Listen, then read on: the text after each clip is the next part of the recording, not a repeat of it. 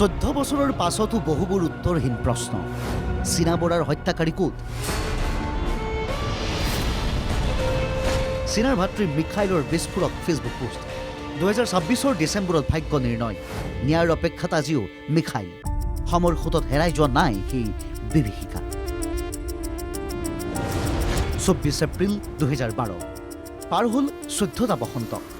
কিন্তু আজিও ভগ্নীৰ মৃত্যু সহজভাৱে ল'ব পৰা নাই ভাতৃ মিখাইল বৰাই। মিখাইলৰ এটা শেহতীয়া ফেচবুক পোষ্টে এতিয়া পুনৰ দেশবাসীক সোঁৱৰাই দিছে সেই জঘন্য হত্যাকাণ্ডৰ কথা।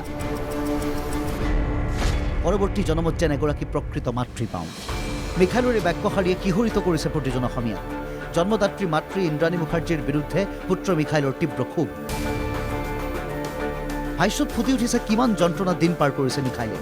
যিগৰাকী মাতৃৰ আঁচলৰ তলত সন্তান সুৰক্ষিত হ'ব লাগে, সেইগৰাকী মাতৃয়ে হেনো সন্তানক জাবৰৰ দৰে পেলাই দিছিল। মিখাইলৰ আক্ষেপ, মাকৰ পৰা মৰমৰ পৰিৱৰ্তে পালে কেৱল ঘৃণা আৰু মৃত্যু। আনকি অভিযুক্তৰ জামিন লাভৰ ঘটনাই মিখাইলক অধিক মৰ্মাহত কৰি তুলিছে। তথাপিও ভাগৰা নাই মিখাইল। 2026 ডিচেম্বৰৰ ভিতৰত শেষ হ'ব আইনী প্ৰক্ৰিয়া। উচ্চতম ন্যায়ালয়ৰ শেহতীয়া নিৰ্দেশ অনুযায়ী 2026 চনৰ ডিচেম্বৰৰ ভিতৰত শেষ হ'ব দীৰ্ঘদিনীয়া এই শুনানি। কিন্তু এতিয়াও আইনৰ ওপৰত বিশ্বাস ৰাখিছে মিখাইলে। #জাষ্টিছ ফৰ চীনা দাবীত অটল মিখাইল। প্ৰতিগৰাকী অভিযুক্তৰ কঠোৰতম শাস্তি হোৱাটো বিচাৰিছে মিখাইলে।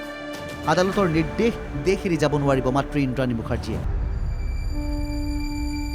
মিখাইলৰ এই আৱেগিক পোষ্টে এতিয়া পুনৰ জোকাৰিছে দেশবাসীক। এতিয়া কেৱল অপেক্ষা, কেতিয়া আৰু কেনেকৈ ন্যায় পাব চীনাই, কেতিয়া সামৰণি পৰিব মিখাইলৰ সুদীৰ্ঘ যন্ত্ৰণাৰ। ইন্দ্ৰাণী তেওঁৰ তেতিয়াৰ স্বামী পিতাৰ মুখাৰ্জী আৰু এক সহযোগী সঞ্জীৱ খান্নাৰ সৈতে মিলি চীনাক গাড়ীত উঠাই লৈ গৈছিল।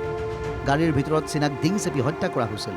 তাৰ পিছত মৃতদেহটো মহাৰাষ্ট্ৰৰ ৰায়গড় জিলাত জ্বলাই দিয়া হৈছিল। সমগ্ৰ দেশ জোকাৰি যোৱা চীনা বৰা হত্যাকাণ্ডৰ স্মৃতি আজিও সজীৱ। ভনীয়েকৰ ন্যায়ৰ বাবে আজিও যুঁজি থকা মিখাইল বৰাৰ এটা ফেচবুক পোষ্টে এতিয়া চকু সেমেকাই তুলিছে সকলোৰে। মাকৰ বিৰুদ্ধে ক্ষোভ আৰু এটি দুৰ্ভগীয়া সন্তানৰ যন্ত্ৰণাৰ প্ৰতিফলন ঘটিছে। বিনয় কলিতাৰ ৰিপৰ্ট, NKTV+।